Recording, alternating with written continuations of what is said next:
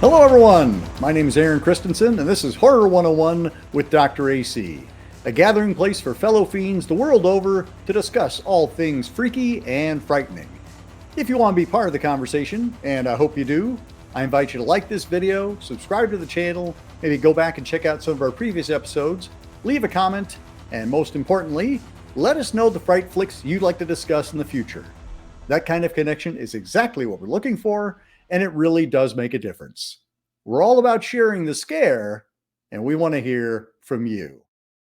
Ever since the original Gojira debuted in Japan in 1954, followed by 1956's even more successful international cut, Godzilla King of the Monsters, the giant radioactive lizard has been a going concern for 70 years. And one thing that director Ishiro Honda, FX wizard Eiji Tsuburaya, and screenwriter Shinichi Sekizawa quickly discovered was that as enjoyable as the Big G was on his own, he was even more entertaining when tangling with another oversized mutant, creature, or interstellar menace. In fact, after his second feature, 1955's Godzilla Raids Again, where he was pitted against his soon-to-be ally Anguirus, audiences have thrilled to the rumble, tumble, and sometimes bumble of seeing two or more Goliaths pounding each other and the surrounding landscape into oblivion. Tonight, we celebrate a Godzilla versus film from each decade, the 1960s, 70s, 80s, 90s, and 2000s, each celebrating a significant anniversary. We kick things off with one of Godzilla's most enduring and popular opponents, Ghidorah the Three-Headed Monster, which made its big screen bow in 1964, 60 years ago, which also saw the return of Rodan and Mothra as part of the Monster Mash. 10 years later, in 1974, we had a winning combination of cybernetics and simian antics with Godzilla vs. Mechagodzilla, pitting our favorite big green guy against a robotic version of himself, with the rambunctious god monster King Caesar thrown into the mix.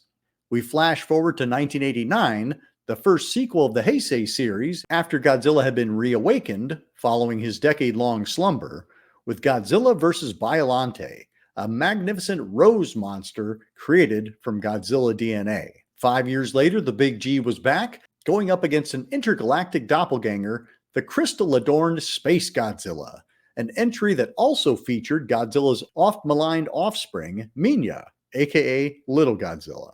Finally, in 2004, in honor of the 50th anniversary of Godzilla's incarnation, future director of the Midnight Meat Train, Ryuhei Kitamura, gave us a slam dunk collage with Godzilla Final Wars, which mix-mastered The Matrix, X-Men, and kaiju craziness, culminating in a franchise finale for the ages.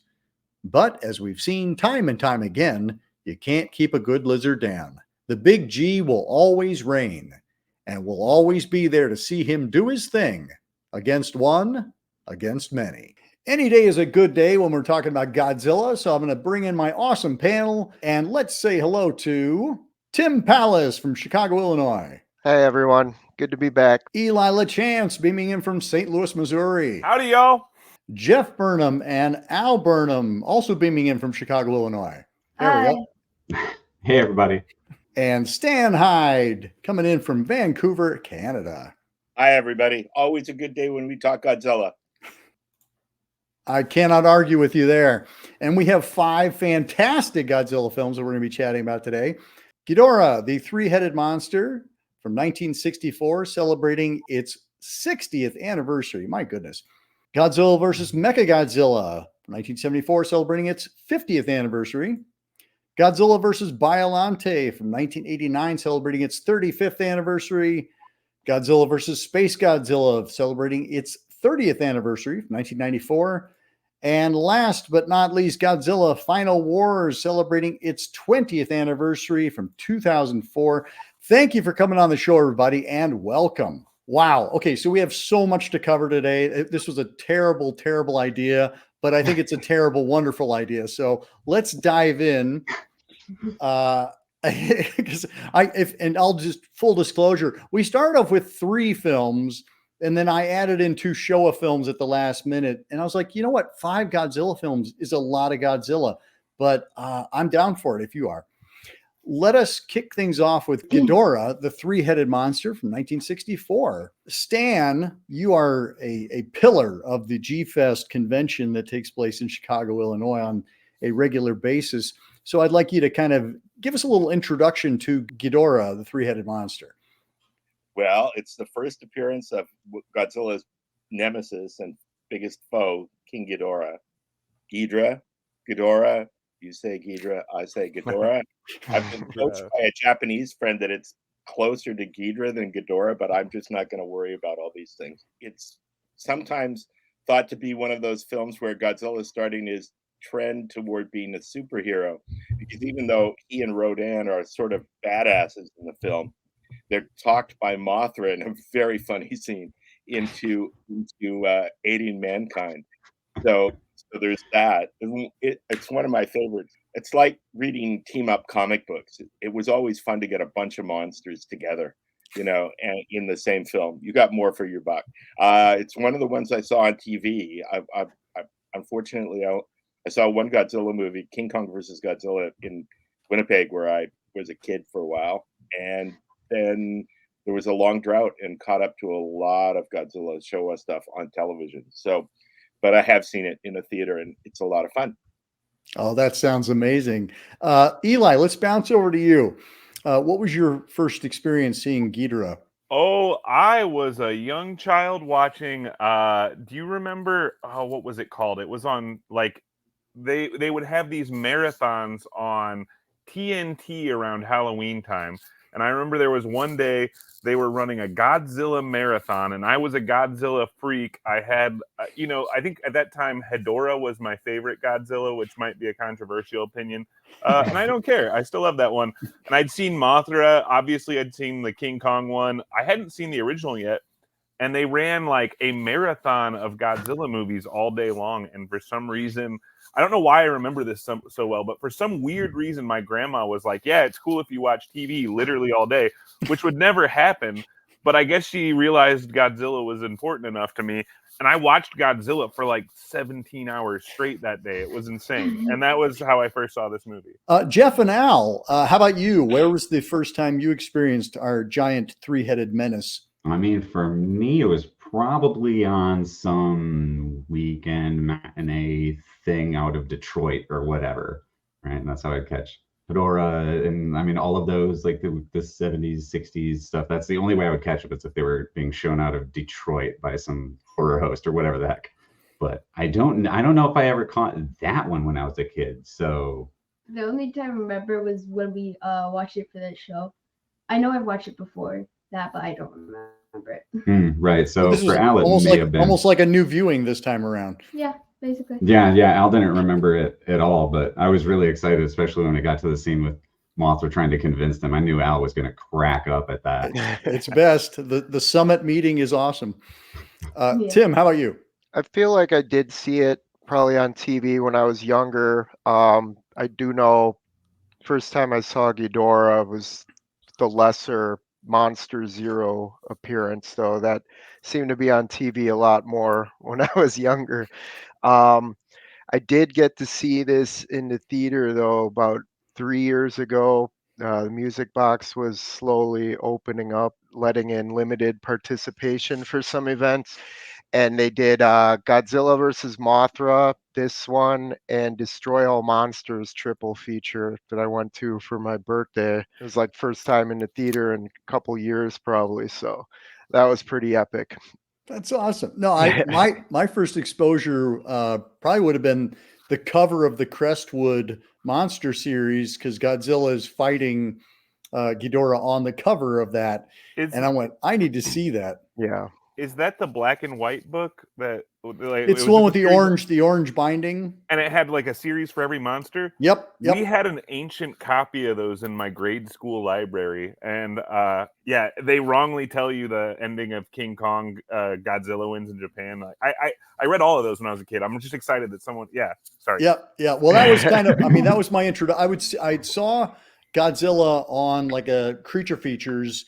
And then because we were back in the days when you didn't have instant access to movies, I went to the library to get as much information as I could about Godzilla, and there it was. There was a book on Godzilla, and next to that was a book on King Kong and Dracula and things like that. And so that kind of sparked my whole horror love. So it all began with Godzilla. And so, as you said, Stan, anytime Godzilla can meet up with another monster, that just makes things all the more awesome. It's like the Justice League of Japan, you know.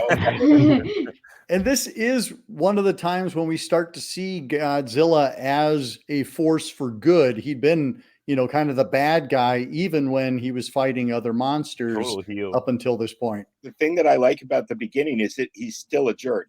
And he and Rodan have that fight. And so there's briefly Godzilla versus Rodan, the movie that was never a complete movie. And then comes in and goes, "Come on, boys, calm down." And I love that fight. That fight cracks me up because Rodan like pecking him on the head and biting his tail. And Godzilla's atomic breath is just that. It's atomic breath at that point. It's not fire. So it's kind of like he's breathing halitosis at Rodan. Rodan's like, "Oh, I hate it. It's terrible." Rodan's reactions are great too. That little side to side, and it's like, it doesn't get better. Like a pre-K fight, basically. Like two kids in pre-K just like fighting each other for no reason. And like the teacher comes in and is like, "Guys, stop fighting." Exactly. That's right. Well, this came out the same year as Godzilla versus Mothra, which was released in the US as Godzilla versus the Thing. We were on familiar terms with Mothra. This was her third appearance, I believe, after her own standalone, and then Godzilla versus Mothra, and then this one. Yeah, and they originally wanted an adult Mothra for this movie. I believe I read somewhere, and they couldn't pull it off for some reason. Well, I think the suit was damaged from the last movie. It also, this movie was rushed because the big release was supposed to be Redbeard, but it fell behind schedule. They had to do this one for a holiday release, so they didn't have to. Yeah, they had to use suits that they already had on hand in some cases. So, and the funky Rodan redesign, which has always been, I don't know what those things are on his chest. I just know I got a Vokes kit of them when I was starting my garage kit days, and every single one of them had been broken off the chest. So I was like matching up the brake lines. Well, I glued those, whatever they are. They're really weird. I mean, I want to call them nipples, but he's reptile. Kaiju nipples. He's a reptile, but he's a little bit strange. It's fine. Yeah. Well, and it's worth mentioning that, Toho did dabble in both monster movies and Akira Kurosawa art house flicks, and we get to see that here because Takashi Shimura, who was our lead in Seven Samurai, he shows up as one of the doctors. He's the kind of bald, wide-faced gentleman, but he would bounce back and forth between both of those. And Toho again was known for doing both these kind of classy Kurosawa films and these monster movies. They had a very packed slate in '64 for sure. They also did a lot of Celery Man comedies, which was, I think, their bread and butter. But yeah, it's great because you see a lot of actors in Kurosawa who are also in. And of course, Honda ended his career basically directing, it's often called assistant director, but it's kind of more like co-directing. It's not like what an assistant director would be doing in a North American film. Right. He was actually shooting stuff outside and, planning with Kurosawa. So he left us for Kurosawa eventually, but not a bad gig. Not a bad gig. Tim, sounds like you did a little research about the suits and stuff. Any other trivia you want to throw in for this film? This was rushed into production with Mothra being so successful that same year, which that's like ultimate heel Godzilla. I remember he's like going after that school of children and everything. And so, yeah, it's kind of a big change in this movie, but that's all I was going to throw in. You guys know that Ghidorah was originally rainbow. Yeah. And like rainbow you wings. You can see him on the cover, and Tsuburaya originally wanted him to be crimson. So that's good monster suit trivia. The story I've heard, though it might be apocryphal, is that an actress, and I don't remember which one, saw the suit and said, "Why isn't he golden?" Because he's supposed to be from Venus in the Japanese, and that's the golden planet. So apparently that's why Hmm. they chose golden. But red would have been cool, Yeah. actually. And I've got to paint one with red, white, and blue on it. Oh, that's awesome. That's fun. My only problem with Ghidorah's like design is that he has no arms. It just looks weird. Yeah, it is It's a weird. bunch of like wobbly heads and like a tail and like legs. You got to wonder if No maybe arms. he uses his head as arms, like sometimes like Yeah. he'll pick things up I at know. home. He's got gravity beams. That's true. Yeah, I don't know what he could probably do something with those things. They look like Wrap lightning. these heads around Godzilla, though, it's like they are like arms, and it's like that's dangerous. Like I'm going to go in with my head and grab you. There's a hierarchy there that's happening. The two on the side, they get the flunky jobs, the real dangerous suicide mission stuff. Yeah. This is also the scene we talked about the fight between Rodan and Godzilla, but they have that amazing soccer match where they're just bouncing the rock back and forth for what feels like not ever long enough. Yeah. I think it's supposed to be a volleyball match. Sorry, Okay. I watched Sunset on 3rd Street with everybody watching the Olympics in '64 and the volleyball team winning. And I know when I was in Japan in '70, everybody was still doing volleyball because of that. So, but sorry, I mean, No, that's fair. I mean, Godzilla does kick a few rocks, but he does throw a lot more. yeah. And the header and everything. Yeah, it's great. This was also, I mean, you just said the 1964 was a big year for Japan because they were hosting the Olympics for the first time. And so this was very much like Japan being face forward for the first time in quite a while. One of the other bits of trivia, I guess, is that we get our Mothra twins back, the Peanuts, and they get to sing a whole new song. Jeff, Al, what are your feelings on our little tiny twins? We get upset with this one because of the new song. We like the original song. We're purists in that way. We're expecting the original song because we walk around singing that all the time. Like just randomly, we'll just sing it at each other. So when they don't start singing it. Yeah. I felt the same way last night when I was watching it. I was like, this isn't the song that I know. Mm-hmm. And Mothra's like, they're calling him Mothra's like, give me a couple minutes. Like, Well, I mean, even like in the more recent Godzilla King of the Monsters, even in that score, when they bring in the original Mothra tune just sort of underneath the score, it becomes Mothra's theme. Like it's like epic orchestral thing, like I was in the theater like, oh my God, Mothra, like that's what I want. I just want to see Mothra, hear the song. You don't give me the song. Ironically, did we get the new song because if Akube scored this one and he didn't score Mothra? I'm just like, I don't know. I'm throwing that out there. Good point. Maybe it wasn't in the contract.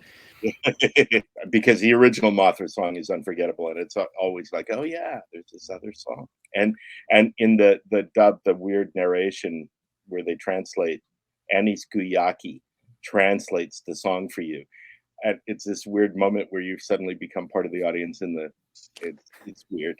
That's the comedy team that grants the wishes. Yeah, very, very common Japanese thing to have a comedy team like that of two people and one who's getting insulted all the time because he's short and chubby.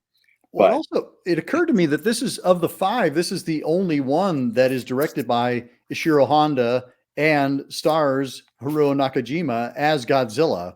So we should briefly talk about that just because we're going to quickly dive into, the other folks. Ishiro Honda, he was not a big fan of the humanizing of Godzilla and making him more kind of a good guy, of a kid's character. Tsuburaya should be used more. What's that? They should be. I think the humanized version should be used more. I just like it more. It's more. It appeals enjoyable. for sure. It appeals to viewers in a big way. I like all Godzillas. I like the humanized. I like the mean and evil. I like them all. But Tsuburaya was really conscious about how kids were taking Godzilla at the time, so he was a big push for like making them sort of silly and lighthearted, and he didn't want to like kill. I think in a famous quote he said he didn't want to like kill their dreams or something like that. And then Honda he drew the line at making them talk, which I think is why they don't talk again. The next one, which is my favorite Ghidorah movie, has Godzilla dancing, which is really great, but he's not talking, Yeah, and the science fiction in Monster Zero is a little more science fiction-y and straight than perhaps the action in Ghidorah. Though I mean, I love Honda's movies. I always regard Godzilla as like a movie star. It's like, okay, well, times were changing. I have to kill more kids. Okay, it's a more stressful time. I can be evil again. And I mean, the ultimate of that is this year with -1, his serious Oscar contender, and then his Godzilla X Kong buddy cop flick. That's what's funny about with Al saying like I like the humanized Godzilla. There were a lot of people who had fits over Godzilla laughing in the last big budget American one, and it's like, did you watch the old ones? Like he talks and plays volleyball with multiple monsters. He dances like it's. I want to see him fly again. Tail slide. I want a tail slide.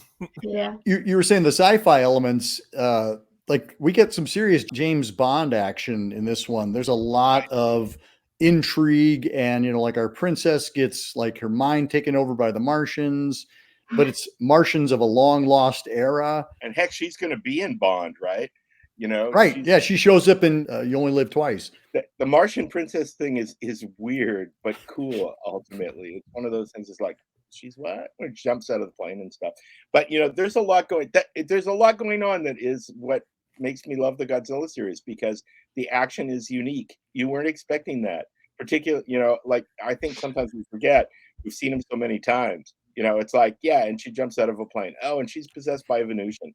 Oh, and I love her style once she gets possessed. It's very excellent. Yes. The little cap and everything. Yeah. She becomes a fisherman. I was reading David Kalat's critical history and filmography of Toho's Godzilla series, and he talks about how the Japanese crowds, when the prince, there it is, when the princess shows up, that they're like, that's ridiculous. You come from Mars. Like we're totally fine with giant monsters. We're totally fine with like little miniature twins, but oh, come on, possessed by a Martian, that's ridiculous. Yeah, I was shouting at the TV when they're going, "Oh, you're from Venus," and I was like, "Guys, get some perspective, though." Like she's talking about how there is a monster in this like volcano, and that is real and true and possible. I found it really funny that just her first appearance as the prophet, just how many people were just standing there listening. It's like in the paper the next day. I'm like, is this slow news day or something? Just this random bum looking woman, but there's like 100+ people like watching and listening to her. She's just having a psychotic break on the corner, like front page news, guys. Yeah. This has never happened before. It's a weird movie. Like, oh yeah, kaiju, giant monsters, destruction. Yeah, that makes sense. Oh, you're from a different planet. How could that be? Yeah. No. I was just going to say, I visited Mount Aso once as part of a G tour, and all my Japanese friends were making the same joke. Like, if your hat flies off, don't go down to get it. Rodan be down there. I keep thinking when I see that movie now, they didn't actually have somebody go down in that crater. Like, that's got to be a different location. They wouldn't have gone down in that crater. Right? I'm not sure. Let's move forward into 1974. Godzilla versus Mechagodzilla, celebrating a 50th anniversary, which is wild. This is the film that followed Godzilla versus Megalon, which was a notorious bomb in Japan, but it became wildly popular in the US on its release there. So it's the one that more American audiences saw. But this is also the introduction of, this is another fun sci-fi one where we have, who are the aliens? Are they named in this one? They're the simians. This I think Okay. I don't think they name them until they might not name them until the sequel, but they're the Terror of simians. Mechagodzilla, right? Yeah, they're the Okay. simians. They're not the Zillions, because I was going to say No. the Exilians. I was like, wait, no, They're- that's a different one. Yeah. They're from That's- Black well, that's Hole kind- Planet 3. Black Hole Planet 3. There we Yeah, go. The Thank you, Zillion- Tim. Yeah, the Zillions are sort of Astro Monster, but I think they just Right. call them from Planet X, and then they get the Zillion name later on, which we'll talk about. But this was directed by Yun Fukuda, who also directed Godzilla vs. Megalon. And it also features a one-off Godzilla suit actor, Isao Tsuchi. Mechagodzilla is, as you would guess, a robotic version of Godzilla, although he shows up in disguise at the beginning, Yeah.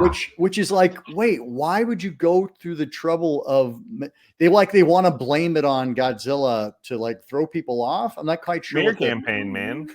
Yeah, they meant to say something like real Godzilla showed up earlier than they had planned. So Right. I guess it was just kind of see what they can get away with in the meantime before that happens. But Yeah, and evil Godzilla actually just behaves like Godzilla used to behave. You know, Yeah. by that time, it's so ingrained that he's a good guy, I guess, that, you know, it's like, oh, yeah, remember when he used Right, to... why is he fighting us? Yeah. Boy, does he do a number on his buddy Anguirus. oh yeah, Not Oh cool. boy. some Yeah. original Mhm. King Kong action, Yep. breaking the Mhm. jaw. Ugh.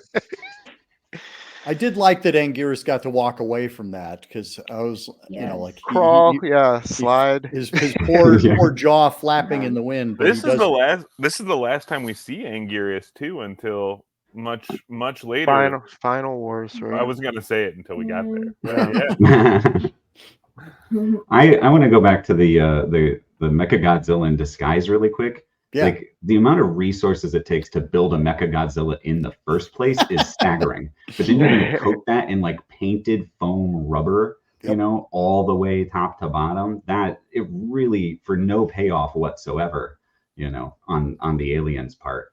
Just a lot of extra to do. Well, and when you see the Godzilla fighting Godzilla, you can tell that it's a different suit and a rather, you know, fudged together one.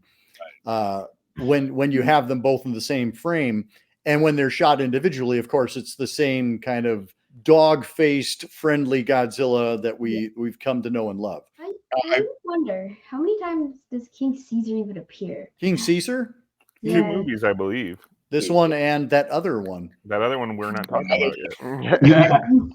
We haven't seen him again ever. I don't know. Stay Mhm. tuned. He wasn't very popular, I think. I don't think he was a fan favorite. Stan, can you speak to that? I have a story that goes with Final Wars, but I feel the same way. I got to keep it secret now. No, he didn't seem to be a fan favorite. He certainly didn't get carried through. But I mean, that's kind of true of a lot of the monsters from this era. I mean, Titanosaurus, Megalon. You know, it's like they were kind of guest star monsters. You know, but never popular enough to even the Smog monster. You know, even Right. Hedera. You know, they were kind of one-offs who came in to make spice up the movie, but who didn't continue. I just think, though, one of the things that's amazing about this is the Mechagodzilla suit design. I mean, I think that carries Mechagodzilla through his other movies and, you know, and eventual redesigns, because it's a pretty cool suit. The only surviving Showa era Godzilla suit. Yeah, because it was so thick and heavy, and the rubber didn't rot away. I think the one they have is combined of two suits, but still, it's like, yeah, amazing. I would love to see that. That's one thing I've never seen, and it would be really cool to see. Jeff and Al, what are your feelings on King Caesar? Yay or nay? I don't know. He's we were laughing a lot about King Caesar's ears and the amount of effort that went into the ears, which is a strange place to put all your energy, I guess. Guys, the weirdest part about him is when they like sing the song, it's definitely not the song like that's been passed down from generations. Like, It's a little jazzy. Yeah, it's very, very modern. It's been modernized too. yeah. Caesar fandom is that some of you may know I run sing-alongs on the last night of G-Fest, And the first time I put the King Caesar song in, I went, well, it's not in English, so usually it's like Follow the Bouncing Ball, we're all singing together. And I went, well, so I think you can just hum, or do vocalizations if you don't know it. And we got to the chorus, and damn if like 150 people would sing the chorus word for word. So there's a lot of I do like I like the ear acting that King Caesar does. I like how kind of like he's a very different kaiju, similar to Frankenstein Conquers the World, where it's basically a big humanoid with some makeup on top. But I like the mythology attached to King Caesar. I think that I like the fact that we've got the sun rising in the west and two monsters and blah blah blah. Like I like the whole thing that goes along with that. There's been a lot of head flexing over the focus on Okinawa in this, because that's where the U.S. was stationed. Mm-hmm. So there's a lot of interpretations of this movie that view the simians or black hole aliens as Americans controlling Mechagodzilla and sort of intervening, and ooh, I like it. I was watching this yesterday, and I couldn't remember if I had seen this one when I was younger, but King Caesar is the thing that I remembered. I like that it's based in real mythology for Okinawa, so that's cool. You don't get to see too much of them, so kind of just feels thrown in there aside from the statue plot, but I enjoyed him. I like the fact that he, like many monsters, like Megalon and stuff, you seem to have to wake monsters up in order for them to. Yes. They're sort of like teenagers. It's like, come on, let's go. Come on, let's go. The big difference between like when a monster gets buried in ice by the human forces, and then like something like that. Versus King Caesar finishes his job and King Caesar just walks into like a cave and they just bury him again willingly. I'm done he's here. cool with that. See you in another 2 millennia or whatever. Exactly. I'll be here if you need me. Write a new jazz song. This is also like we get some pretty severe arterial spray on this one. When Mechagodzilla is unleashing hell on Godzilla, we get like a lot of just bad news bears time for Godzilla. Even Fukuda movies get pretty brutal with the kaiju gore. I think Gigan gets pretty brutal too, doesn't it? Or Gigan or Megalon, one of those gets. No, it's not Megalon. Megalon's silly. Yeah. Megalon. Gigan, yeah. Gigan, the new SMH Monster Arts toy actually has a bloody head. That's so cool. And of course, by that time, Tsuburaya was gone, who was the one who said nobody wants to see monsters bleed. Right. And it was Nakano and those guys who it's like, oh yeah, they got to bleed. Well, we also, this is the last film that Yun Fukuda directed in the Godzilla series, but we get some pretty cool futuristic sci-fi stuff. We got our space titanium, from which Mechagodzilla is built. We have our Planet of the Apes. It seems like it's a pretty obvious connection between Planet of the Apes and our simian aliens. Yeah, that was odd. I didn't remember that at all. And when they're first introduced by getting shot in the face, His face melts. Then he's fine, but but yeah, that was pretty cool. Yeah, Planet of the Apes was because Tsuburaya did a series too, right? Time of the Apes or something like that. That might be the movie version. So it was pretty popular. I really like the ape guys. I have a T-shirt with the ape guys. My wife used to say, "Don't wear that. I don't like them. They look too smug." And there was also probably a pretty easy to make connection between Johnny Sacco and his flying robot and Mechagodzilla. Those two look pretty of the same world. Ironically, he was inspired by Mechani Kong from the what is it, King Kong Escapes, which is funny because Godzilla was inspired by King Kong. So it just everything goes full circle. It's beautiful. I think I read that in Germany they call Mechagodzilla King Kong there too, but I think they also did that for Jet Jaguar. So I don't know if they think King Kong just means big robot. It's like Coke in the South. Like King Kong just means kaiju. I had a conversation with King Kong. George Bucarite, yeah. Yeah. And I said to him one time, what's the deal with Frankenstein? Because a lot of the Japanese movies in Japan have Frankenstein in them. And he said, well, what's the deal with Hercules? None of those movies are about Hercules. They're about Machiste, but you guys call them all, Hercules. It is a very similar thing. It's like they got popular with this title. And so we'll move this title over, and that will Yeah. it's a sequel. And apparently Frankenstein Conquers the World had done well in Germany. Wasn't there a story about Frankenstein Conquers the World in War of the Gargantuas originally in there? There was going to be a Godzilla versus Frankenstein, and it didn't end up manifesting. It goes all the way back to, the treatment that they bought that became Godzilla versus King Kong versus Godzilla was Willis O'Brien's King Kong versus Frankenstein, and that's cool. The treatment that was brought to them, and was part of how they got the rights and stuff like that. So I think that Frankenstein idea just kept drifting through things and not getting done until Frankenstein Conquers the World, and so they were definitely thinking of Frankenstein versus Godzilla too. Well, Stan, when we talked on the Godzilla versus Megalon episodes, we talked about how Godzilla seems to get new powers in these later episodes, like just random things that have never happened before happen to him. And like this one, he becomes a giant magnet. Magnetic. Yeah. Well, it makes sense because he absorbed the lightning storm electricity, and if you kind of squint. Yes. Who's really counting? Because these movies are not about real things, anyways. If they were, we'd worry about the square cube law and how no animal can be that big. But not that kind of movie. If you got to ask, you'll never know. Come on. I want to say a word about Jun Fukuda, though. I actually find him. And Sato, who did the soundtrack, I believe, on this one too. When I was a kid, I thought I didn't like Fukuda's Godzilla movies, and I thought I didn't like the music by Sato. But I've matured since then. I love Sato's soundtracks, and Fukuda's great. Some of my favorite. Unsung champion, like hero in the Godzilla. Oh my God, Godzilla, Ebirah, the Horror of the Deep versus the Sea Monster. Underrated. It is S-rank Godzilla, man. Off and the whole thing, and Takarada is a criminal, cool guy. Oh yeah, that guy is so dope. Yeah, the movie is awesome. It's one of my. I go back to that all the time, And Son of Godzilla, I actually love too. I'm a Minya lover. Let me just say I like it. I'm gonna have questions. I'm gonna hope you can answer my questions later on today.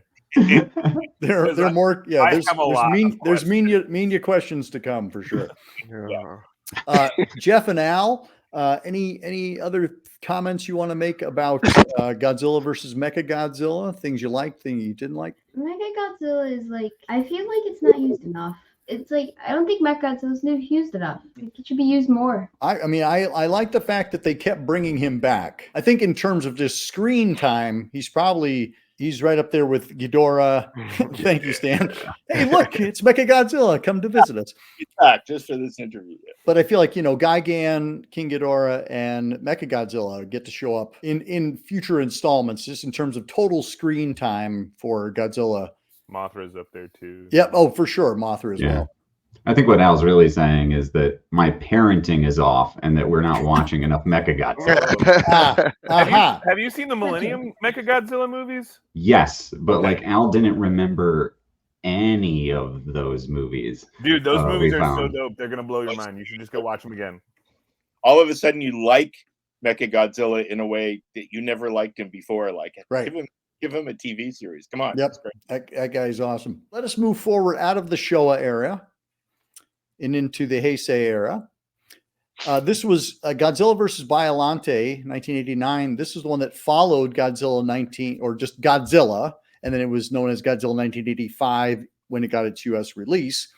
But Godzilla 1984, I'll call it, that was just Godzilla being reborn. It was called The Rebirth of Godzilla. And suddenly, as in all things, it's better if he's going to fight somebody. And so they came up with this amazing rose monster. Let's see, Eli, would you like to give us a little intro to Biollante? So Biollante, to my knowledge, came from, they had a story treatment contest, and they wanted fans to submit scripts or story treatments for how the next Godzilla movie would be after 1984, Return of Godzilla, whatever you want to call it. And the script that won was actually based on a treatment that a 16-year-old kid had written for the Return of Ultraman series. And so there's a monster called Leogon in Ultraman that is very similar to Biollante, and they're both plant-animal hybrid monsters, and they look similar enough if you squint. We also need to mention Kenpachiro Satsuma, because R.I.P. That's man. right. He's Godzilla. He was awesome in that entire 90s Heisei series. Ken Satsuma, who plays Godzilla in these movies, he had previously played in the Showa era. He had played Ghidorah. He played Gigan twice. And so he was a veteran suit actor with Toho, and that's how he got the gig. Do you guys know about the appendicitis story? It's not in our movies, but I'm going to get distracted real quick and say he had an appendectomy in the Ghidorah suit because they couldn't get it off him in time. Man. That's how he found out that painkillers don't work on him. So just legendary. Dude. Oh, man. Yeah. All power to Ken Satsuma. Where did you see? This is the other thing, is it's a bit of a storied release for Godzilla versus Biollante, and because Miramax was handling it, they didn't do a great job of pushing it out, and they certainly didn't do a great job of keeping it out. And so Biollante is one of the lesser seen installments of the Heisei series. I rented it. I remember that I don't remember when. It had to have been in the 90s, but there was a VHS box. Exactly. There was a VHS box art with the flower art and Godzilla, Stan? This one was transformative for me because in the time I saw it, I had to see it as a fan pirate movie. Yep. And I thought Godzilla was gone after 84 because the film had not done well. So it took a while for Biollante to come out. So it's like, it was like, oh my God, they've done another Godzilla movie. So I get this foggy tape with a transcribed fan translation on paper, so that we ended up watching the thing and reading the lines of the person. And the thing about it was, the other transformative part was, the special effects with Kawakita had gone up a notch and become more modern. All of a sudden they had a prosthetic Godzilla for close-ups, and they were doing a lot of stuff. They were using a lot, which would become maybe problematic of how much rotoscoping sometimes Kawakita did. But at that point, all of this felt like really modern, like Godzilla had special effects had kind of gone up a notch since 84, which I thought treated him more traditionally. Yeah. But especially the fact that we were getting a versus film. I think I first discovered it in Hobby Japan because they printed the poster and they were doing some articles, so it's a model magazine. It's like, what? Wait a minute. What's it? There's a giant flower in Godzilla. What the hell is this? And just the whole process of discovery, and Godzilla is back. And it was like, I'm an old guy, but this was like, oh my God, my boy is back. So it was a really big deal for me.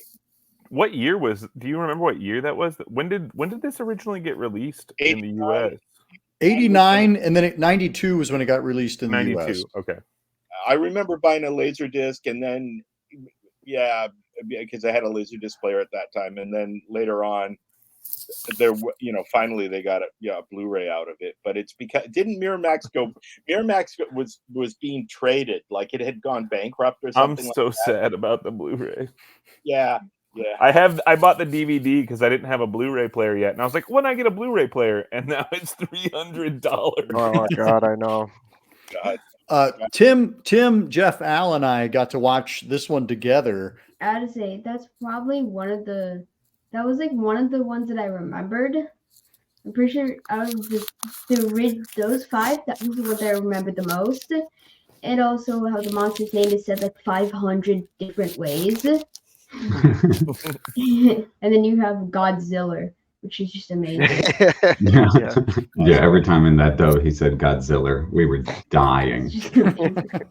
That was one that I recall having to track down and spend a decent amount of money on, but the Blu-ray wasn't going for $300 at the time, so I guess I got lucky. Whatever I spent on it was too much at the time, and now it's looking merciful for sure. I don't know. It was one that, because it was so hard to get and so hard to see, that I felt obligated to spend whatever to track that darn thing down. I recall it became like a personal mission to just like get that Blu-ray, man. I don't know. For me, I think that the humans are the worst in that movie because Oh. Godzilla's trying to like fight Biollante, and then they're like trying to destroy him, even though he's like doing nothing to them on purpose. That probably just goes back to the movie before, where it was just Godzilla attacking the city. So still had some hard feelings about that. Speaking of the humans, we got to talk about Miki, I was just gonna bring her up. Yep. greatest Godzilla human character ever. Right. Yeah, we get introduced to Godzilla's main squeeze, who lasts, through a whole series of films. I think most human character appearances in the whole series. Yeah, I can't just tell you how cool I thought that movie was, and I still do. But I mean, just especially at the time, it was like, oh, Godzilla's back, and he's blowing up ships in a wave pool, and his breath weapon and the Super X, it looks a bit like Thunderbirds, but what the heck? It's really cool. Yeah, Super X is awesome. I'm a big fan of Super X. Also, first atomic pulse. That's the first time he whips that attack out. Yeah, I think this one might have been the first Godzilla movie that I ever saw. Oh wow. So I was born in '84, so when this was coming out, I feel like I probably saw it on HBO or something Mm-hmm. when I was younger. And then I kind of went backwards because I loved it so much. I honestly didn't know they made more Godzilla movies after this until about 6 or 7 years ago. Whoa. So this was like the high water mark. I was a little disappointed going back to some of them, seeing like Megalon and stuff. But I've loved this movie since I first saw it, and yeah, that's what made me a big G fan for life. Well, it's a really cool monster in that it starts off as kind of a rose bush that has been infused with Godzilla DNA. And so and the soul of a girl. Yeah. Right, and the soul of the Forget that. scientist's daughter, exactly. Which doesn't get talked about enough. Yeah, it's such a cool idea. Yeah, I would feel bad, like trying to wipe out the giant rose monster that also is my daughter. Yeah. And he doesn't seem to mind much either. He's not that broken up about it. All the I'll make another one. predate Jurassic Park, Yeah. and the concerns that would be raised. I mean, Crichton's book, I think even it predates that, so that's really cool. I have to say about that fan edit, the way it was done was so much better than the one that eventually came out. Like there's a point where they ask the guy, "What do you need?" And his response is something like, "Oh, a few scientists." But the fan edit was, "What do you need?" And the response is, "Just one man." Smash cut to the doctor, and it was like so much better, and I'm so disappointed watching the legit one, and it's like in Godzilla and all that other stuff. Kiss you guys, or whatever the heck he's saying, but and the music too, I thought it felt like the era. It's maybe not classic, but it's kind of cool. Does anyone understand the ending? What, when it's Sorry to be so blunt about it, but I watched this movie like 8 times. It's like Godzilla has to fight Biollante. They kind of like puke on each other a minute. Yep, and then one was and then Godzilla's like, "All right, peace. I'm gonna go pass out drunk in the ocean because of the bacteria." Right. And then Biollante's like, "Hey, I'm going to space later." And I was like, Yeah. Really just goes to space. I have a friend who had a lot of Japanese friends who said basically when her face appears in the stuff going up to space, there was laughter in Japanese theaters too. Okay, because the ending of that movie, I love that movie, but the ending is always like, what? Yep. We got to wrap this up, guys. Come on. We don't have any more money, so just do something. That Biollante suit, though, or it wasn't even a suit. Oh my god! Yeah. Apparently, it became a house to cats on the Toho lot. Like stray cats were living in it. Well, it is the biggest Godzilla foe, I think, ever. Like, I think it is the largest enemy that Godzilla ever fights. Relative to For the suit too, I think they said took 32 piano wires to operate it. The puppet. And and in comparison, like King Ghidorah was 20. That was the biggest back then. So Yeah, a lot of work went into it. Love that monster suit. Well, let us dash ahead 5 years, and this is actually a one of our viewers for the Horror 101 channel. They requested that we talk about Godzilla versus SpaceGodzilla because it was one of their favorites. So I'm really excited to be chatting about it on its 30th 30th? anniversary. So let's talk about Godzilla versus SpaceGodzilla. It was one that when I first saw it, I think partially because of Little Godzilla. This is never going to be my favorite Godzilla movie. Yeah. Why so creepy? But those big eyes. But I love all incarnations of Junior in the Heisei era. I like the one before and the one after a lot, and then all of a sudden he's a mutant. Yep. There we go. That's the thing. And it's sort of like, why did he become like a velvet art painting? I have grandchildren. I have children. I've come to forgive almost all things that were designed for younger people. Let's talk really quick about the origins of this story, because basically some Godzilla DNA has been sucked into a black hole. Yeah. Yeah, I love this. Either from Mothra or Biollante, just piecing out the Biollante, space. I think, yeah. I think they say either. They don't give you a definite. They're like, it could be Mothra, it could be Biollante. I think they said in the original Godzilla script cell. it's pretty clear cut that it's Biollante.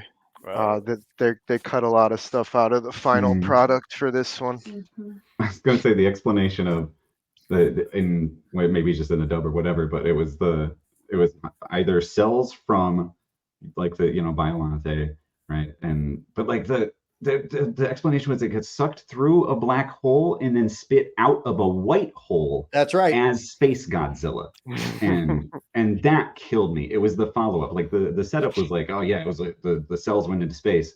Then they went into a black hole, which is like, what does that have to do with anything? They got spit out of a white hole and became a crystalline life form, which is also that also can travel through, over to get to us.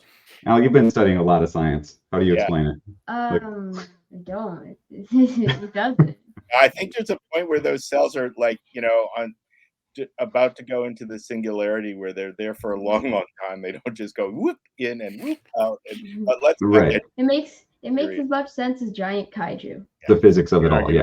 Did any of you guys ever play the Super Nintendo game Super Godzilla? Because at the end of that, Godzilla is sort of upgraded to become a Super Godzilla, and the design is aped by SpaceGodzilla, which that game was huge for me in the 90s, that and the Trendmasters toy line, because you couldn't get any of these movies until the end of the 90s, but as a kid, you knew all of these monsters existed from the Trendmasters toys and the video game. And you were like, I don't know where I can see these movies. They don't exist. But yeah, I would say Space Godzilla is very much a souped up version of Godzilla. Like he's kind of like the Super Freddy from Nightmare on Elm Street, where he's just a bigger, bulkier, his giant, crystalline stalactites that come out of his shoulders are kind of a cool image. When he's flying, he becomes kind of encased in this crystalline shell. And I turned to you guys and I went, well, where does the shell go when he's not flying anymore? Does he kind of just like toss it out back of the barn and he'll go pick it up when he needs it again? I admit defeat.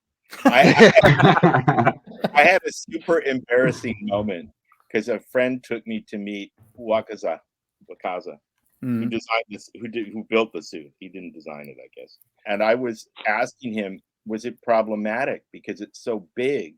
It kind of limits its movement. And we were going through a translator, and I guess I was, because he's very proud of the suit, and it's very cool, But partway through, I kind of thought, oh, I'm kind of asking him, was it a bad idea? Was it a bad design? Right. So it's, I sort of said, forget all that stuff. Yeah, exactly. Justify yourself. Let's talk about something else. But I mean, I do think that's a bit of a problem with the suit. It's kind of lumbering because of the design, and I mean that's kind of a suit design problem. Is you get up into those bigger creatures, and depending on how they're moved, it becomes a bit of well, what can it do? And it always seems to me that he has a lot of rotoscoping powers and stuff like that. Because he's not as flexible as an actual suit. But Tim, you name checked Mogera because we get a reappearance of Mogera from the Mysterians as our, kind of battleship that gets used against Godzilla and SpaceGodzilla. Yeah, it's a little bit. I think they upgraded it, and so it's not supposed to be the same thing. I think. Well, it what was a was it? villain monster in Mysterians, wasn't it? Yeah, I think it's only in like the first third of the movie, if I recall. Which is really the only like kaiju part of that movie. Right. But it needs to return in the full print. There's a scene of Mogera. I'm sorry, I'm talking about Mysterians. At the end, he's digging out of the earth when a Markalite falls on him. So there's actually a scene. I don't think it's in the American version. Oh, interesting. We were talking about the suit design. What are people's thoughts on this version of Godzilla? Just the Godzilla design in the Heisei series versus the Showa. I like it a lot. I like a lot of the suits. The newer suits, starting with Biollante. They had kind of made the head smaller, a little bit more ferocious looking, added more body weight at the bottom, which is more classic to me. But I did like SpaceGodzilla. We mentioned the crystals. I did really like when he made his little fortress, that city with all the crystals, and was powering up through there. I thought that was a real unique thing that hadn't really been done before in the series. The variation I tend to notice most often, and yeah, his snout will change or whatever, but I always giggle at like how his hips fluctuate wildly. Yeah. Godzilla will be very, very hippie one movie and then a little slender the next one. Maybe it depends on how long Godzilla's been hibernating, perhaps. Because this movie goes like right after Biollante, maybe a couple years. I don't know. It's about 5 years, yeah. Yeah. Maybe even in the actual storyline of this movie, it would make sense. That he's putting on weight? No. It happens to all of us. Yeah. Getting older. The two movies do connect to each other in like a story way. Right. Parenthood was taking its toll on Godzilla in terms of him gaining weight. But my favorite thing about these design, this era of Godzilla design is my favorite, partially because the Super Nintendo game that I played when I was a kid and all of my Godzilla toys when I was a kid were this kind of dual rows of teeth, super thick, undersized Godzilla. And there's something about the dual rows of teeth. It just makes him look so menacing. I like how intense his eyes are. I like the scales, how they mirror his spines running on top of his head. Personally, I think the trend to make his thighs bigger and bigger, I'd like to see us move away from that just because we keep doing that forever. I like variation in my Godzilla, so I hope like whenever they redesign him next, he just looks wildly different because Thunder Thighs Godzilla, we've seen it. But this is my favorite Godzilla look. So and for me, I really like it as well. There's something about the kind of rubbery quality of this era. Just because the materials had changed, what they were making the suits out of. So like when you see his jaw kind of move, everything feels a little bit more artificial, which is funny to say about Godzilla. But, like I feel like the Showa era, there was kind of a flat finish to him, whereas this one catches a little more shine, which kind of points up its rubber suit origins. So that's the one thing. If I could go back and just kind of like change the reflective quality of the suit, that would be the one thing I wouldn't change, because it makes him feel less organic and it feels more like a suit. But that's the only thing I like what you were saying about the facial features. I like his, that he's a darker, menacing force while still being tangentially on the side of the humanity. I like the fact that they have like a half body one, so we can do things like double takes, and reaction shots. Yeah, and speaking of like him being more menacing, I mean, this entire series, if nothing, is Godzilla's great redemption arc, because he's a villain. In '84, Biollante, King Ghidorah, which King Ghidorah is a weird movie that resets the timeline. And then he's still the bad guy in Mothra, but he kind of starts fighting for good. And I guess it's not until this one that he's like actually a good monster. And there's one more after this. In a way, the Mechagodzilla movie, he kind of starts on that, I think. Because Yeah, when I'm recommending Godzilla movies, I always tell people to watch this one as the second part of a trilogy. Just you know, if you don't want to watch the whole Heisei era, watch the little Godzilla Junior trilogy. That's actually a pretty good. I was going to ask what the three were, but yeah, you got this one, and then the two on either side of it. If we could just explain what the hell happened to him, he's just puberty is hard, I have a story, but I don't know if I should tell it. Well, I have a friend who shall be nameless who was interviewing Kawakita, and he asked Kawakita, "So what's your favorite suit you ever built?" And Kawakita said, "Little Godzilla." And my friend started laughing. Ha ha ha ha! That's so funny. Kawakita's not laughing. I was gonna drop a trivia fact that I learned. Apparently, this was Tim Burton's favorite Godzilla movie, which I find odd. This is actually one of my least favorites, but this is apparently Tim Burton's favorite, which is strange. Well, it was, like I say, it was my viewers' favorite because they really wanted us to talk about SpaceGodzilla, and basically I built this entire show around SpaceGodzilla. So the fight is really just the two monsters blowing beams at each other. There's not a lot of, they don't grapple. There's like some stock footage for the first time in Heisei. But one of the things I love about Godzilla is it doesn't matter what movie we're talking about. I'll find somebody who that's their favorite movie. Yep, that's how I feel. Godzilla is a movie star. It's not just like a series about a monster. It's like this one might be totally different from all the others, and people might go, "Oh my god," Yep. And it's like, no, there's somebody out there who goes, "That's my favorite." And when we were talking about Megalon, we talked about this film. That this, in fact, is somebody's favorite Godzilla film. Godzilla Final Wars, 2004.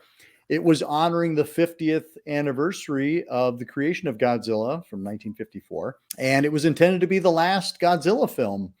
And it was for a long time the last Godzilla film we saw out of Japan. Jeff and Al, because we didn't get to watch this one together. Right.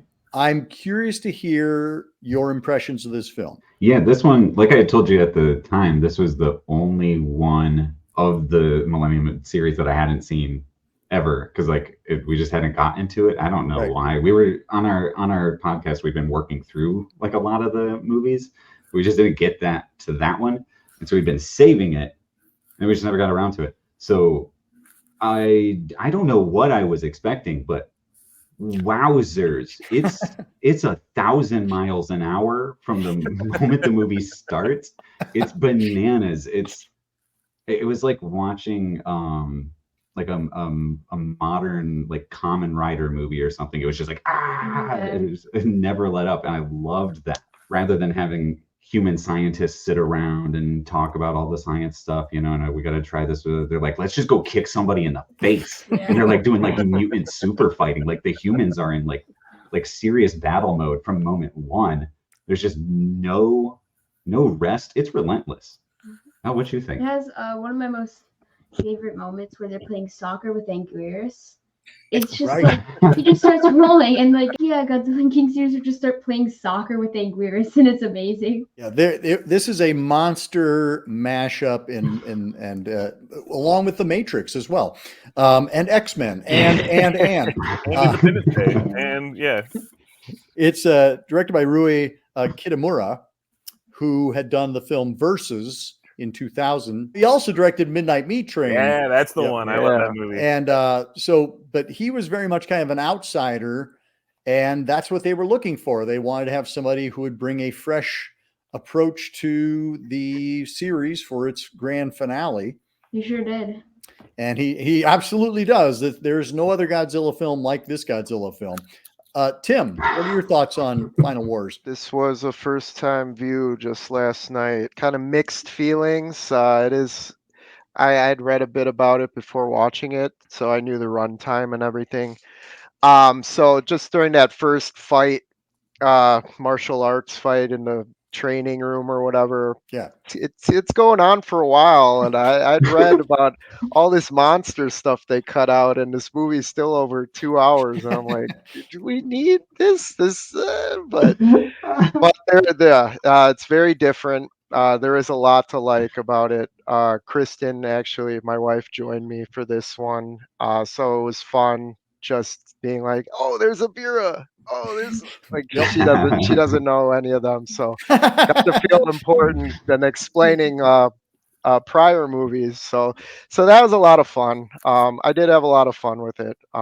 But yeah, as my complaint for a lot of Godzilla movies, could have used a lot less human stuff in there for me. But Yeah, I agree with Jeff that at least the human stuff is action and not just kind yeah, of drama where we're, going from airport to airport and, in right. and out of the science And not just laboratory. espionage or something like that. It's yeah.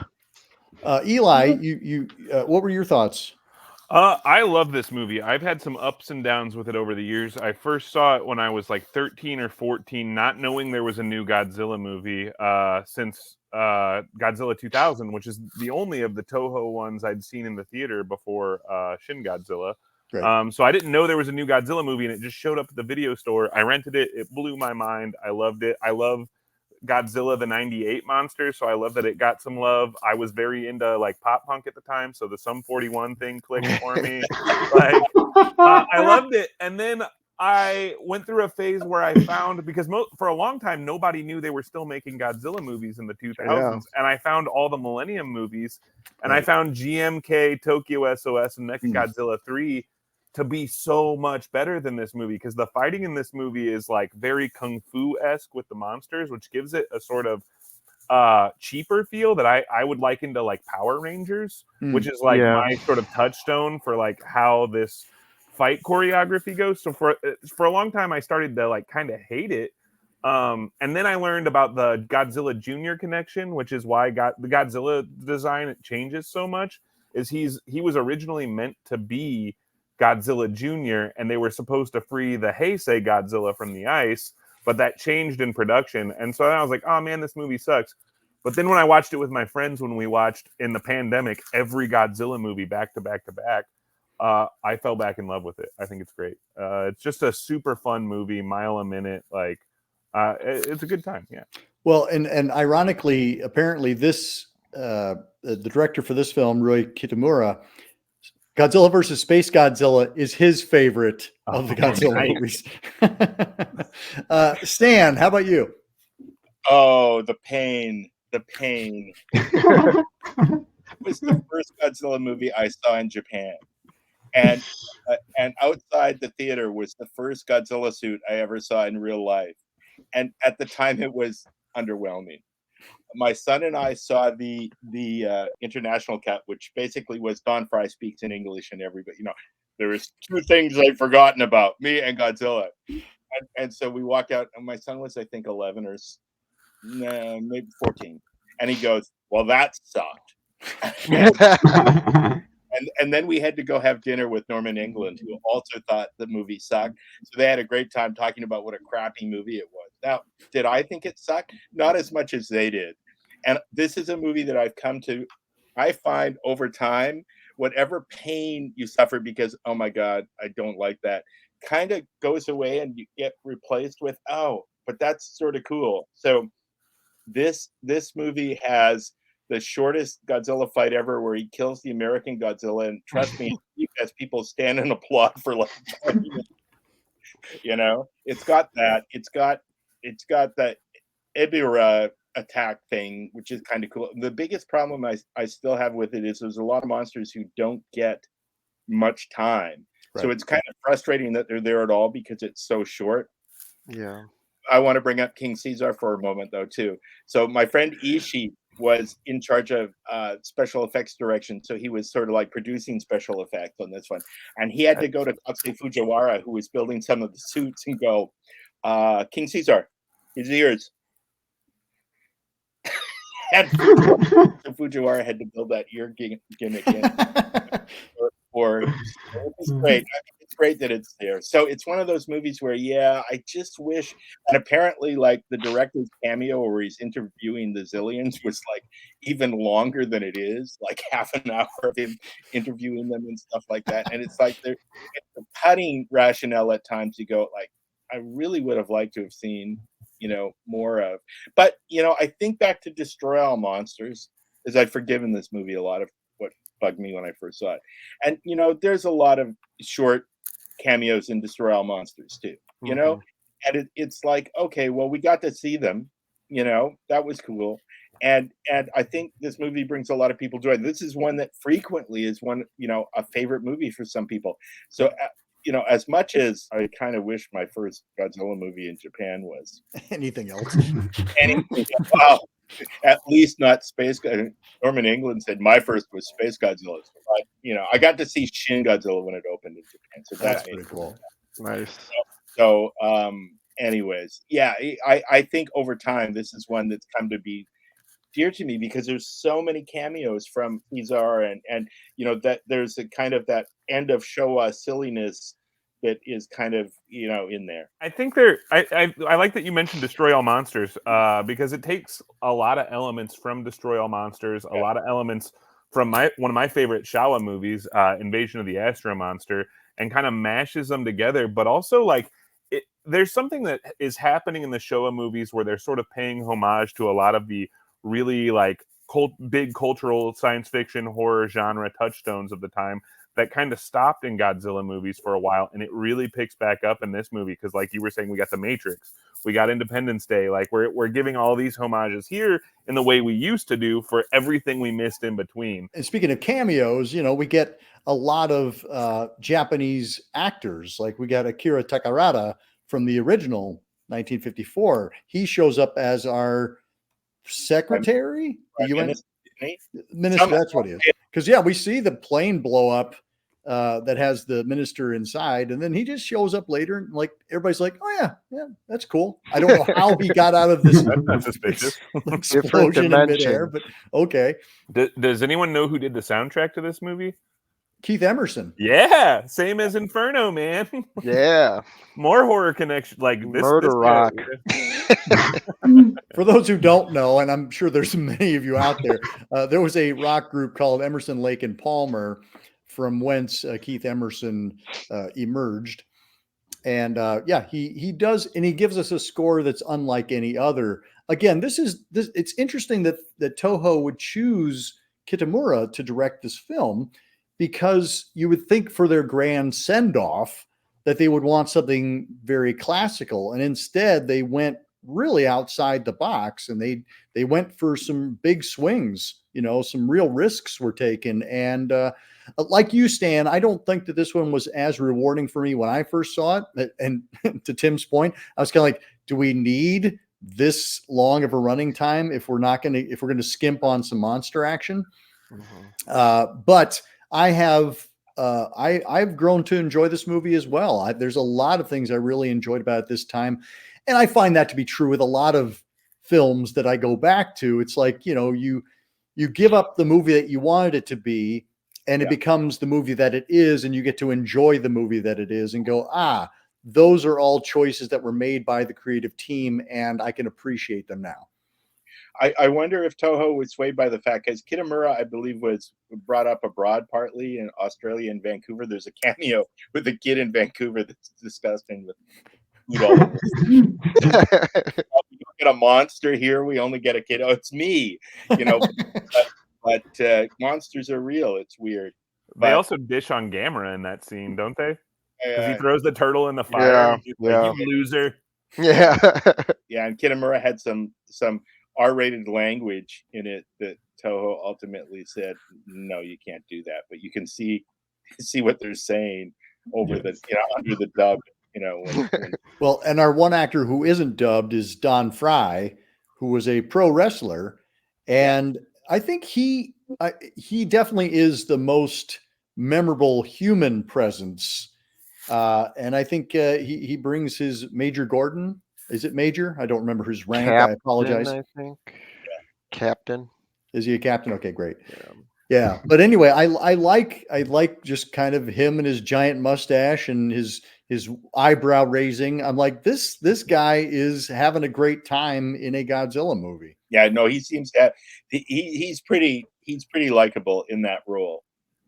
Even when you didn't know what how what he was saying was relating to everybody else. It reminded me just in general the handling of the human side of it. I thought a lot about like Super Inframan, so like that was kind of my touchstone sort of watching this, even though you go into it and you're expecting a Godzilla movie. Like I quickly went, it's like Super Inframan. And like I guess that sets up your expectations for how long some of the monsters are going to be on screen, which is you go, oh, I wonder what that one does. And then in Super Inframan, he just like punches his head off instantly, and that's all that one gets because they introduced 32 monsters, So which is also I want to make a recommendation for Super Inframan for anybody who hasn't seen that. They absolutely should go check that out pronto, because if you love kaiju, you will love Super Inframan. Tim, you name checked another classic Toho with Atragon, with our Gotengo ship and Manda at the very beginning. I was very excited when Manda was in the beginning, and then I wrote in my notes, damn it, right after. Immediately gone. I can follow up on that. Exactly how I felt, like, whoa, this is no. But yes, we do get a lot of monsters. We don't get them for as long as I would like. I would definitely like to have seen them show up. Although I do say when we have the Godzilla versus Zilla or Gino, or however you want to refer to the American Godzilla. His name's Godzilla. At your sing-alongs at G-Fest, Stan, like everybody does really enjoy that Sum 41. Oh, the Sum 41. Yeah, that's partly a little editing manipulation because I've got the dance going over and over and over again. Yep. Well, when I watched it this time, I was like, oh, wait, it doesn't repeat 3 or 4 times like Stan doesn't. No, I know. I watched it. It's like, oh, it's only in there once. The same thing. Like I say, everybody cheers because Zilla just goes down so quickly in that. Do you guys know how they did the effect for Zilla, Godzilla, whatever we're calling him? The American I think I read that they had scanned a toy. Yeah, the giant Trendmasters Godzilla, they just scanned it. That's how they got the model. I saw a thing from the effects guy from Godzilla, who's the topless, right? Yeah. And he said, I could have given them the files. Yeah, he was still honored, though. So, I like that monster. I like that design. I think he's pretty cool. Great monster design. Well, we're not talking about that movie, but my biggest problem is that movie is really the Beast from 20,000 Fathoms. And oddly enough, that's the movie we paired it with when we talked about it on the show. The design is cool. Actually, the design on this Godzilla is different from the other Millennium films as well. Like it's a very different, sleeker, smaller head. Al, what were you going to say? I said that's actually my favorite Godzilla design. I think the face is like very interesting, and it just like looks smoother, and how I would like imagine how Godzilla would look like when he does like that like screech. I think it just like appeals to how I imagine it. Well, and it's a much more kind of horizontal design, where as opposed to kind of like standing upright, this one moves very much like and it's one of the things I do like about, like, say, Godzilla versus Kong, is I like how Godzilla moves in that, less like a guy in a suit, more like an actual creature. Like I feel like this is approaching that as well, but with a guy in a suit. And we should mention who the guy in the suit is. It's Tom Kitagawa. Yeah, is it Tom? Is that what he? Because I was blowing his first name. It's Tom Kitagawa, and so that way I don't have to pronounce the Japanese version of the name. Thank you. I was going to say this was also a movie where seeing the suits maybe made Godzilla underwhelming, because on that trip I had actually seen the Heisei suit and the GMK suit. The bottom line is that Godzilla suit is small compared to those other suits. Oh, okay. And so I, as much as I don't want to have that in my head is this little, this is the tiny Godzilla. That's really funny because the scale in this movie is different than they are bigger. Like technically, in this movie, like the Sokogeki Goji is about the same size as the classic Godzilla. I know, because I'm collecting those. You put them together, D'Agostini figures, and like the Rodin, they've gone to some of those because they're bigger and they at 1/700 scale. They're not this big. Was the suit smaller so that he could be more agile? He could move around and be more agile. Yeah, that was the plan. I don't think it's used that much ultimately in what gets into the movie, but the idea was he could move more athletically. This Godzilla has a much more narrow, very pointy mouth, like very Almost scavenger-like, almost like a possum or something. You know, it's very pointy, narrow mouth, and it makes it look very, very animalistic. It plays better kind of into the narrative here. Like, if it was more like a puppy like Godzilla, it'd be really weird that they hate him so much. You know, but like when this Godzilla comes out of the ice and just like blasts two dudes just standing there, you know, it's like, yeah, I mean, look at him. What do you expect? He doesn't look nice at all. Like a honey badger or something, but in Godzilla form. I like his ears too. His ears are very prominent on this one. Yeah. How could we not talk about Minya? Well, we have to talk about Minya. Actually, that's the thing I wanted to ask someone. Could someone explain to me what the hell Minya even is in this movie? He is a former. He appeared in a previous Godzilla movie, and therefore he gets to come to this one. Wait, how does he team up with the kid and the farm? Like, what is happening? What? I don't understand. Size that power to change his size is kind of bizarre. He must have reprogrammed himself. Yeah. It's just like Jet Jaguar. I was really hoping. No, I don't think there is an explanation, but I also feel like that, and you must know that being a G fan, like there's just things you just have to go along with. And that is absolutely one of them. I mean, I feel like it's a callback to Godzilla's Revenge, where he pals up with the kid. You know, another commonly hated Godzilla movie. It feels like a direct reference to that. And I think that's the thing that Kitamura does, is that he brings in everything. He brings in the good, the bad, the ugly, the most popular and the least popular. I mean, the fact that he brings back King Caesar, like nobody was begging for King Caesar to show up. And yet he's like, nope, get that guy in there. And don't let him do it. It's like, you know, poor Kaneko can't get Angelus and Varan into his movie, you know, and here, oh yeah, just King Caesar. Apparently he chose the monsters by just lining a bunch of toys up until he had a lineup that he's like, this looks cool, I'll do this. This was the 50th anniversary. This was also the year that Godzilla got a star on the Hollywood Walk of Fame. So that was cool. And again, this was intended to be the last Toho Godzilla. I'm not sorry that we're getting more Toho Godzillas, you know, with Godzilla -1. I'm like, absolutely, you know what? Keep them coming. Yeah. I did have to say, I don't think the Legendary deal was done yet. That when this was done, it was because it was on Banno was shopping the 3D Godzilla feature is when the Legendary deal was done. So I think at this point they thought Godzilla was just being packed up and put into we're just done with Godzilla. Godzilla's for another time. But as we have come to discover time and time again, you can't count the big G out, nor would we want to. How do you feel about bringing Suitmation back for Godzilla? Do we think there's a chance we'll ever see another traditional tokusatsu Godzilla? Because I'm praying, Lord willing, I'm praying. Yeah, you know, I mean, it's the problem is Gene Rizzardi, who used to do model building for people, built the suits for that Godzilla, or built the city for that Godzilla 98. One of the things he pointed out when I had him on a panel was, you know, it's not just suits. It's keeping all the buildings. It's keeping the buildings in storage. It's the fact that nobody ever gets injured sitting at a desk doing computer modeling, but people get injured when they're dealing with physical stuff.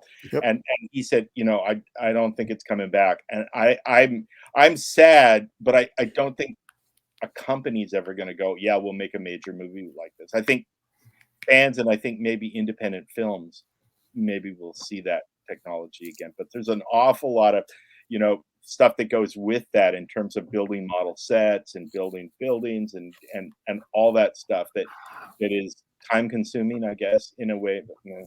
I would just love to see what a fancy team of engineers could do with a modern budget. I mean, I agree with you completely. Godzilla, Alistair, final thoughts. Do you like Godzilla? Yes, very much Awesome. so. What's your favorite movie too, Al? I'm wondering. Shin Godzilla. Shin Godzilla is your favorite? Yeah, yeah, and as like while we were watching these ones, Alan was going, every I don't know, every half hour or so, Alan goes, yeah, we should really watch Shin Godzilla again. So it's pretty much Al's touchstone for once we get going, it's just we can't stop. And I think that's kind of where we are now that we've done this episode is we're just looking at the other movies again, going, ooh, it's been a while since we've seen this one, or Al doesn't remember that one. So Yep. I think there's a whole floodgate opening up over here. Well, you picked the right year for it because it's the 70th anniversary. So good timing. Tim. Yeah, kind of the same way. I want to stay on the train, keep watching some of these movies. And I was going to say, to another 70 years. But yeah, it was just a good time getting back to these. I feel like I see one maybe every few years, and then I just get into watching a bunch of stuff. And certainly with Godzilla -1, and they just had the Monarch Legacy of Monsters show at the same time. So been feeling pretty good the last few months. It's been real nice. I was just going to say, it's sort of like Godzilla's become a character like, say, Superman or Batman, or where he's an iconic figure now. So, in reference to the next 70 years, it's like he's so iconic at this point that even if 20 years go by, somebody will still go, oh, we could do Godzilla again. So I think he's entered into that stage of characters who are sort of immortal, because it's like Dracula or something like that. There's been so many different takes, so many different ways you can do him, that somebody will go, oh, I would like to do that again. So I think he's going to outlive us all. Sorry. But as he should. Yeah. Thank you all so much. This was an amazing conversation. I'm looking forward to sharing it with everybody. And we'll have you all on the show again very, very soon. So fun. All right. Until next time, keep searching, keep exploring, and keep sharing the scare.